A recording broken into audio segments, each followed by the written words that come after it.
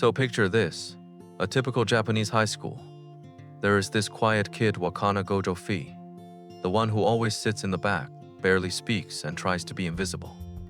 Now, imagine his complete opposite, Marin Kitagawa. Her laughter echoes through the hallway. She is always surrounded by friends, and it seems like sunlight just follows her around. They exist in parallel universes, until one random day, Wakina stayed after school to pick up a forgotten textbook. In the nearly empty classroom, he noticed a book on making hina dolls, those traditional porcelain dolls his grandfather taught him about. Sticking out of his bag, he quickly tried to shove it deeper, but Marin, suddenly appearing next to him. Oh, what is that? Wakina freezes, bracing for mockery. His face pales Wakina to himself. Here we go again. Any second now, the teasing. But instead of laughter, he hears a genuinely amazed gasp. Marin grabbing the book. Wow, this is about traditional dolls. Such delicate faces. Do you actually make these? Wakina flustered. Yes, my grandfather. Marin, not looking up from the book. This is incredibly intricate. Look, it is about painting with mineral pigments. And this making 1:3 scale kimonos. Wakina can't believe his ears. Someone isn't just not laughing at his hobby, they're appreciating the details. Marin suddenly looks up at him, eyes shining. Hey, you wouldn't. I mean, if you are not busy, could you help me with a project? She pulls out her phone and shows him artwork of an anime character. Marin, this is SHIZUKU-TAN from Garden of Moonlight. I want to cosplay her. But the costume is so complex. All this lace, the embroidery. Regular stores don't have anything like this. Wakina studies the image intently. His eyes narrow. He is already analyzing the construction. Wakina, the collar needs silk with a specific weave. And these cuffs, that is hand embroidery with gold thread.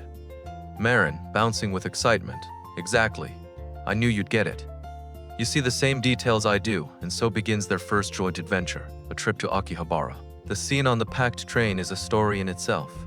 Marin, pulling him by the hand through the crowd. Faster.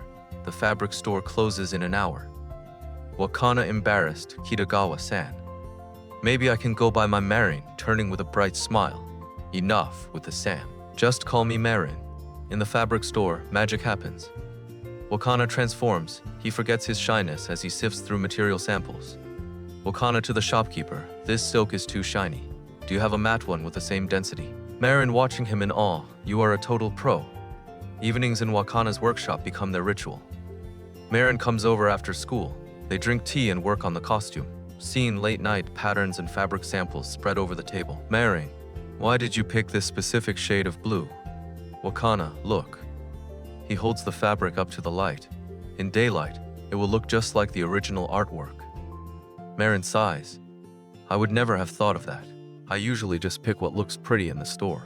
But the most crucial moment comes while they're working on a particularly complex piece, a lace capelet with embroidery. Wakina. To himself, looking at his hands, I can actually make something that amazes other people. Marin suddenly, you know, Gojo-kun, I used to think cosplay was just about wearing a costume, but you've shown me it is a real art form. Then comes the day of the first photo shoot. Marin emerges from the changing room in the finished costume. Wakina stops dead, Marin unsurely. What? Do I look weird? Wakina quietly, you look exactly like SHIZUKU-TAN. Like she just stepped out of the screen.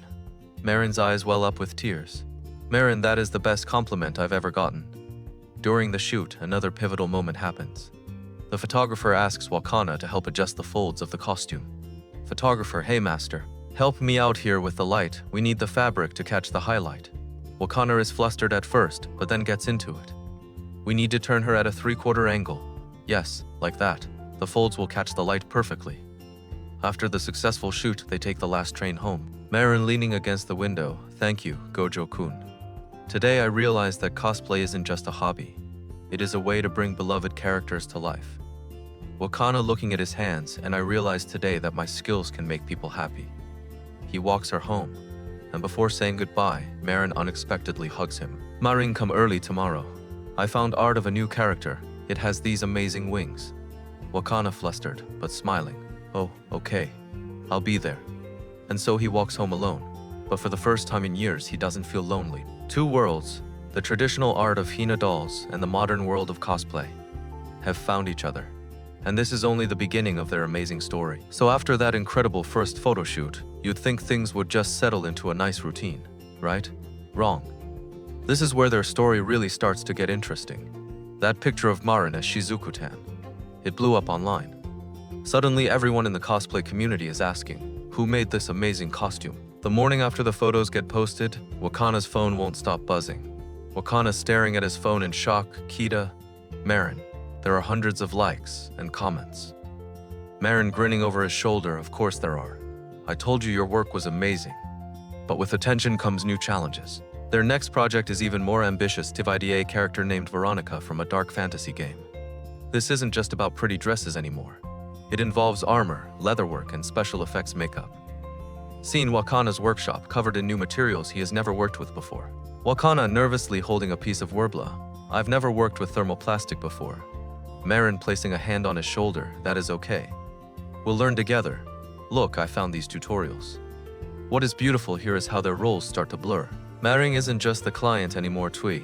She is right there with him, watching tutorials, helping mix resins. And when Wakana gets frustrated with a piece of armor that won't shape correctly, Wakana, almost throwing down the tools. I can't get this right. The proportions are all wrong. Marin gently taking the piece. Hey, look at me. Remember how you told me about your grandfather's first doll? How the face took him 20 tries? Wakana surprised. How did you? Marin smiling. You told me last week. The point is, even masters weren't perfect on the first try. This is when new characters enter their world. First, there is Juju, a middle school cosplayer they meet at a craft store. She is struggling with a prop weapon, and Marin immediately drags Wakana over to help. Juju shyly, I can't get the paint gradient right. Wakana examining the prop. You are using the wrong primer here. He shows her his technique. Try building up the color in thin layers. Then comes the game changer. Tui, a professional cosplay photographer named Shinji Inui, approaches them after seeing Marin's latest posts. He is impressed, but he is also brutally honest. Inui, during their first meeting, the costume is museum quality. But your poses are still amateur. You are showing off the costume, but you are not becoming the character. This leads to intense coaching sessions where Inui pushes Marin to her limits. Inui, during a practice session, Veronica isn't some sweet schoolgirl. She is a battle-hardened warrior.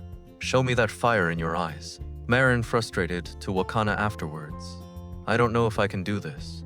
Maybe we should stick to simpler characters. Wakana firmly, Number, you can do this. I've seen you become Shizuku-tan. You can become Veronica too. The real turning point comes during preparation for a major cosplay event. Wakana is working late on the final details of Veronica's armor when Marin shows up at his door. Define. It is past midnight, and she is holding 2 convenience store bento boxes. Marin, I knew you'd still be working. You haven't eaten, have you? Wakana, the pauldron joints keep sticking. I can't figure out why. Marin sitting cross-legged on the floor next to him. Then we'll figure it out together. Now eat something before I force feed you. As they eat, they have their most personal conversation yet. Marin, you know, before I met you, cosplay was just something I did for fun. But now, when I put on something you made, I feel, I don't know, more confident. Like I can actually become these amazing characters. Wakana looking at her, and before I met you, I thought my skills were useless, that they'd never matter to anyone but me. The day of the major cosplay event arrives. Backstage is pure chaos when hundreds of cosplayers getting ready. Marin is nervous, fiddling with her armor. Marin, what if I mess up? What if I forget the poses Inui taught us? Wakana, adjusting her collar, look at me. You are not Marin right now, you are Veronica. And Veronica doesn't get nervous. When Marin steps onto the stage, something magical happens. The combination of Wakana's incredibly detailed armor and Marin's transformed performance creates pure magic. The photos from that event go viral in the cosplay community. But the most important moment happens afterwards, when they're packing up. A well-known cosplay material manufacturer approaches them with a business proposition. Twund. They want to sponsor them. Businessmen will provide all materials plus a stipend. In exchange, you promote our products. Marin immediately, we need to discuss this together. After the businessman leaves, they have their first real business meeting at their usual ramen shop. Wakana, this is a big decision. Marin, I know. But think about it. We could afford even better materials. That silk you wanted for the next project. Wakana, but what if they want us to compromise on quality? What if they rush us? Marin reaching across the table to touch his hand. Then we say no, we're a team, remember? We decide together. They end up accepting, but on their terms, sovereign. They maintain creative control. And as they leave the ramen shop that night, Marin says something that changes everything. Marin, you know, when I am with you, I feel like I can do anything. It is not just about cosplay anymore. Wakina stopping in his tracks. I feel the same way. They don't say the words yet, not quite, but as they walk home under the streetlights, their hands accidentally brush, and neither of them pulls away. The partnership has become something deeper, and both of them know it. The world of cosplay is about to get a power duo, like it has never seen before. So after that massive success at the cosplay event, you'd think they'd just ride the wave of fame, right? But for Wakina and Marin, this is where things get real suvi, both in their craft and in their hearts. The sponsorship deal turns out to be a blessing and a challenge. Scene, Wakina's workshop, now filled with professional-grade materials from their sponsor. Wakina, holding up a piece of premium silk. I never thought I'd work with fabric this quality. Marin laughing as she unpacks a box. Wait until you see the new airbrushing kit they sent. It is professional grade, but the first sponsored project hits a snag. The company wants them to create a costume from a popular mobile game, but the design is, well, generic. Making a face at the design sheet. It is so boring, all flash, no soul. Wakina, nodding seriously, the construction is simple. There's no challenge. This leads to their first professional disagreement with their sponsor. Marin, usually the cheerful one, becomes fiercely protective of their creative freedom. Marin on a video call with the sponsor. We appreciate the opportunity, but if we can't add our own touch to the design, we're not interested. Wakina standing behind her, surprised but proud. She is right. We have standards. They win the argument, and the resulting costume Sui, a reimagined version of the bland character Suri, becomes their most popular work yet. But more importantly, it solidifies them as true artists, not just skilled craftspeople. Meanwhile, Juju, the middle school cosplayer they helped Tudi, becomes their unofficial apprentice. There is a particularly touching scene where she is struggling with a difficult pattern. Juju almost in tears. I'll never be as good as you, Gojo-san. Wakina kneeling to her level. When I first started, I couldn't even thread a needle properly. The important thing is to keep trying. Marin joining them. Yeah, and remember Sudi, even this perfectionist, here still asks for my opinion sometimes. The real turning point in their relationship comes during preparations for Cosplay World Tui, the biggest event in Japan. They're working on their most ambitious project yet, a dual cosplay from Chronicles of the Moon Kingdom, featuring a prince and princess with interconnected costumes. It is 2 a.m. and they're both exhausted. Wakina is hand-stitching thousands of tiny crystals onto Marin's bodice while she works on the prop crown. Marin yawning, my fingers are about to fall off. Wakina without looking up, then take a break. I can finish this. Marin shaking her head, no way, we're in this together, remember? She reaches for some water and accidentally knocks over a bottle of red fabric dye. It splashes across the nearly finished skirt. For a moment, there is dead silence. Then Marin bursts into tears. Marin, I've ruined it. All your hard work, I am so sorry. Wakina surprisingly calm. Marin, look at me. He takes her hands, which are stained red from the dye. Wakina, it is just fabric. We can fix this. More importantly, are your hands okay? The dye might irritate your skin. Marin staring at him through tears. You are worried about my hands after I ruined months of work. Instead of answering, Wakina gets up and returns with a wet cloth, gently cleaning the dye from her hands. It is in this quiet, vulnerable moment that everything changes. Wakina, not meeting her eyes.